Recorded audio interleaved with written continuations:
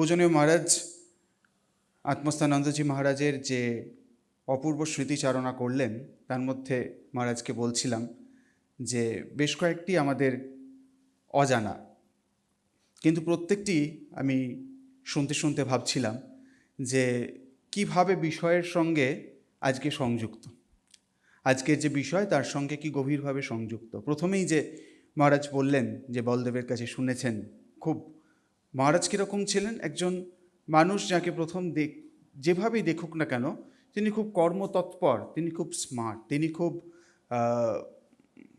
বাস্তবে যেমন প্রথিত তেমনি তার আদর্শে, সমুন্নত আদর্শে তার মন হৃদয় উজ্জ্বল। এই কথাটি খুব সহজ মানুষ সহজ করে বুঝে নিতে পারে, তাতে কোনো সংশয় হয় না। ঠিক সেরকমই তার অন্যান্য, যেমন তার রিলিফে তার তৎপরতা, তার অন্যান্য সমস্ত দিকে কর্মকুশলতা তার জীবনটাকে যেন এক অদ্ভুত আলোয় মণ্ডিত করে রেখেছে, যে আলো আজকেও আমাদেরকে পথ দেখাচ্ছে। মহারাজ বলতেন একটি খুব সুন্দর কথা বলতেন, যার সঙ্গে আজকের বর্তমান বিষয় ওতপ্রোতভাবে যুক্ত। মহারাজ বলতেন, জানিস তো আমরা কেউ পারফেক্ট নই রে, পারফেক্ট হতে এসেছি। পারফেক্ট হলে আমরাই ঠাকুরের বদলে মন্দিরে পদ্ম ফুলে বসে থাকতুম, ঠাকুর আমাদের সামনে পলতে পোড়া ঘোরাতেন, স্বামীজি হারমোনিয়াম বাজিয়ে খণ্ডানুভব গান গাইতেন।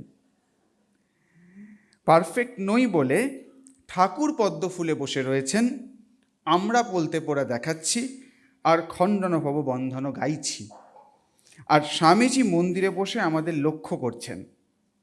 ভুল কি? এখানে এক অদ্ভুত সংকেত দিচ্ছেন। ভুল কি সেটা আগে আইডেন্টিফাই করতে হবে, প্রতিজ্ঞা করতে হবে আর এমনটি হবে না, তারপর প্রাণপণ চেষ্টা চলবে ঠিক ভাবের দিকে এগিয়ে যাবার জন্য। এখানে এই ছোট্ট মজার কথাটিতে মহারাজ সাধারণ সংকেত দিয়ে দিলেন। এখানে কি নির্দিষ্ট হলো এই কথায়? প্রথমে হলো পারফেক্ট কে, পারফেক্ট কি, আমাদের আদর্শ কে? আমাদের আদর্শ শ্রীরামকৃষ্ণ স্বয়ং, তিনি পারফেক্ট। পারফেক্ট মানে তিনি হচ্ছেন আমাদের পরিভাষায় সাধ্য বস্তু। সাধ্য বস্তু মানে সেই লক্ষ্য, যেই লক্ষ্যের দিকে আমরা এগিয়ে যাচ্ছি, তিনি হচ্ছেন সাধ্য বস্তু। সাধককে না, সাধক আমরা সবাই, যারা সাধনা করছি, যারা পথ চলছি, পথ চলতে চলতে সাধ্যের দিকে এগিয়ে যাচ্ছি, তারা সকলেই হচ্ছে সাধক। আর যারা যা করছেন তাকে পাওয়ার জন্য যার সাহায্য নিচ্ছেন, যার মাধ্যমে শ্রীরামকৃষ্ণরূপ সাধ্যে সাধক পৌঁছচ্ছেন বর্তমান প্রেক্ষিতে, সেটি হচ্ছে সাধনা, যার মাধ্যমে সাধ্যবস্তুতে পৌঁছচ্ছেন। তাহলে আজকে আমাদের যে জন সাধন তন সিদ্ধি, সাধন তো বুঝলাম, সিদ্ধ তাহলে কে?